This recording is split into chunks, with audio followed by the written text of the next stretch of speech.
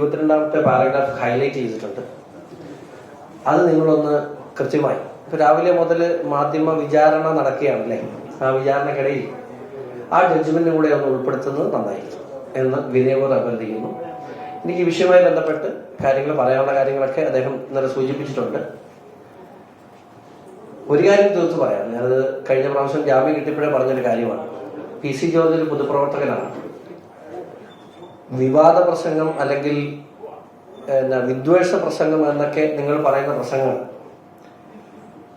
അദ്ദേഹം ഒരു പൊതുപ്രവർത്തകൻ എന്നതിൽ അദ്ദേഹത്തിന് മുമ്പിൽ വരുന്ന തെറ്റുകളെയും കുറ്റങ്ങളെയും ചൂണ്ടിക്കാണിച്ചുകൊണ്ട് മുമ്പോട്ട് പോകാനേ PC ജോർജിന് കഴിയും. PC ജോർജിന്റെ നാവിന്റെ താക്കോല് പൂട്ടി പോലീസിന്റെ കയ്യിൽ കൊടുക്കാൻ ഉദ്ദേശിക്കുന്നില്ല.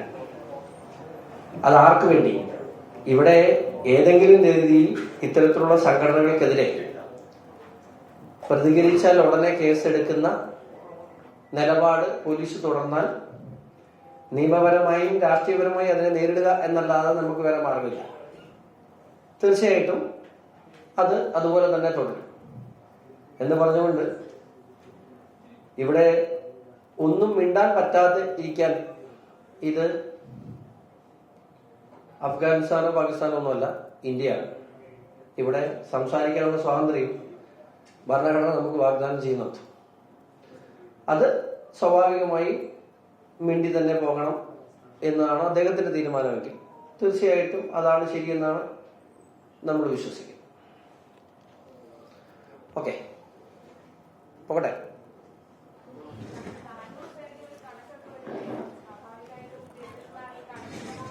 എന്തിന് 400-4000 കണക്കുണ്ട്. പക്ഷേ അത് അത് അത് ബോധ്യപ്പെടുത്തേണ്ടവർ ചോദിച്ചാൽ കൃത്യമായി ബോധ്യപ്പെടുത്താൻ കഴിയും.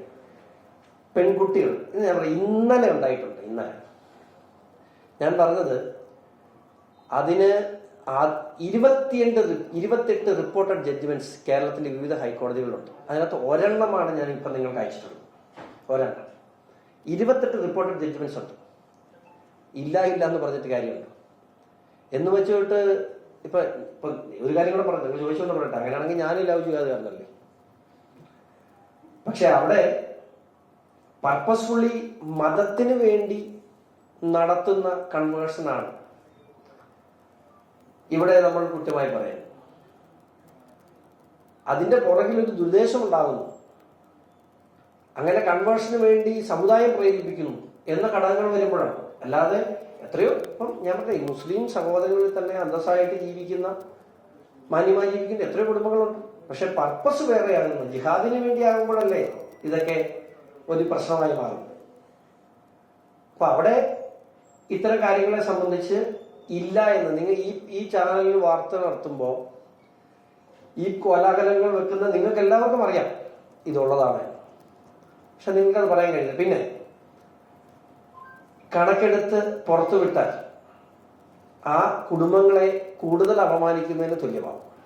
പക്ഷേ ഈ കണക്കുകൾ ബോധ്യപ്പെടുത്തേണ്ടവർ അതിൻ്റെതായ രീതിയിൽ ചോദിച്ചാൽ തീർച്ചയായിട്ടും കണക്കുകൾ നൽകാനുണ്ട്.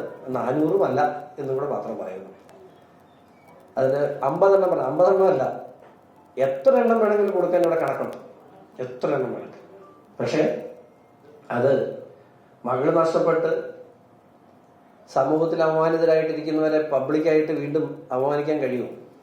ഒരിക്കലും കഴിയും. പക്ഷെ ഇത് യാഥാർത്ഥ്യമാണോ എന്നുള്ള കാര്യത്തിൽ ആർക്കും ഒരു സംശയമുണ്ട് എന്ന് എനിക്ക് തോന്നുന്നില്ല.